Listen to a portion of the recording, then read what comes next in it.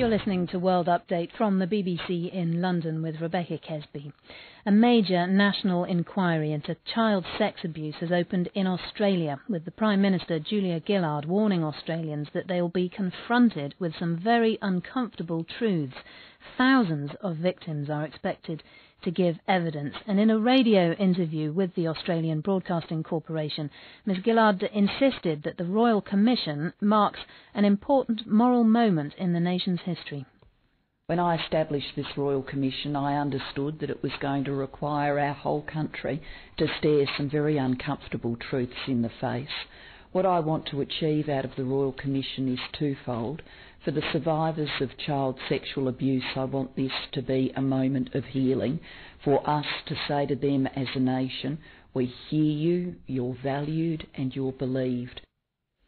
Julia Gillard there. So what do the survivors want to get from this process? Just before we came on air, I spoke with Leonie Sheedy of the Care Leavers of Australia Network, or CLAN, and she told me about her own experience and those of her siblings in orphanages in Australia, and you might find some of her stories shocking.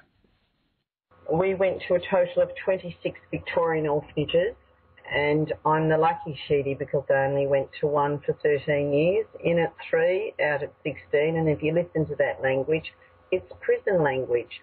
My brother, who I found after 40 years, he went to 9. My other youngest brother, I found him after 21 years, and he went to 4. Well, my brother was sodomised by a Christian brother at St Augustine's Boys Orphanage in Geelong, the superintendent. He was also sodomised by government workers at the Royal Park Depot. All children who go into an orphanage suffer some form of deprivation and neglect. What happened to my family is it could be told all through this country. Well, I was going to ask you a bit about that, the context in Australia, because the Prime Minister, Julia Gillard, is warning people to prepare themselves for some uncomfortable reading when this report comes out, and they're going to take testimony from 5,000 people on this. How big is this problem in Australia? It's huge. There were over 800 orphanages, children's homes, missions and children in foster care who were bounced around from foster care back into orphanages, through to people who took us for occasional holidays, who exploited us sexually and in other ways. And it is a huge issue. I think the numbers will be double at the 5,000. And I want to commend the Prime Minister of Australia. I have a lot of respect for Julia Gillard, and I think we wouldn't have got this Royal Commission if we'd had a male Prime Minister. A lot of questions have been asked in the Australian press over the past couple of years on these stories, including how children were let down by the authorities as well, not just in care homes and so on, but also where were the police in all of this, the judiciary system. Do you have hope that some of those questions might be answered by this commission? CLAN has conducted its own research in one state of Victoria, and we've gone in and looked at the Victorian Police Gazette, and for 18 years of the Police Gazette, we have counted 3,300 children who absconded from Victorian orphanages.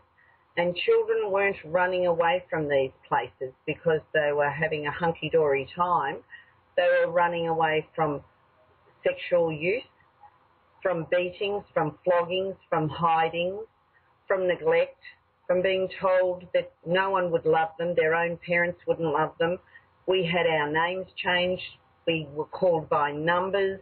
To me, it's Australia's grubbiest little secret what happened to white children. We've acknowledged what happened to the stolen generation, and so we should.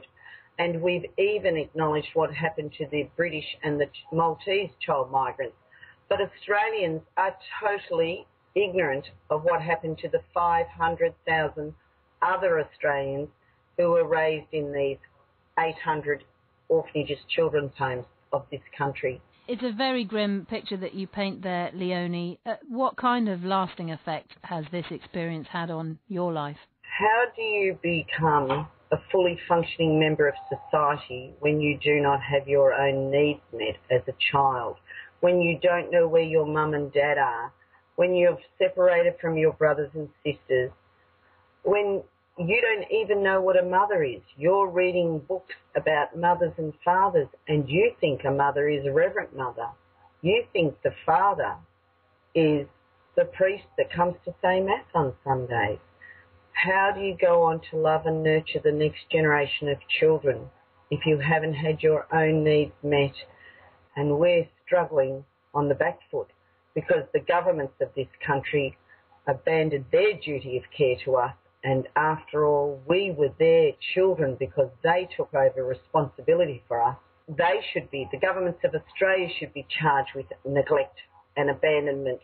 It's just outrageous. Every church and charity and every state government in Australia needs to fess up because these crimes were committed on their watch, and they need to contribute to a reparations fund to repair our shattered lives. And that was Leonie Sheedy there of the Care Leavers of Australia Network speaking to us a short time ago. You're listening to World Update from the BBC.